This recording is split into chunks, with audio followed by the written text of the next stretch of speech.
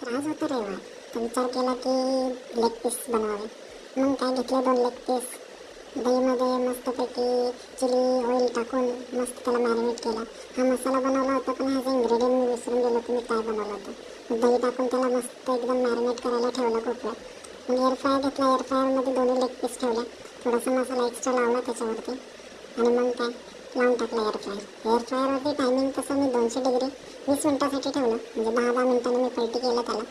अरे हां, 20 मिनिट. म्हणजे मेनू सेटिंग होती ती त्याची ग्रिलच्या टाईपमध्ये चिकनमध्ये असतं तसं केलं.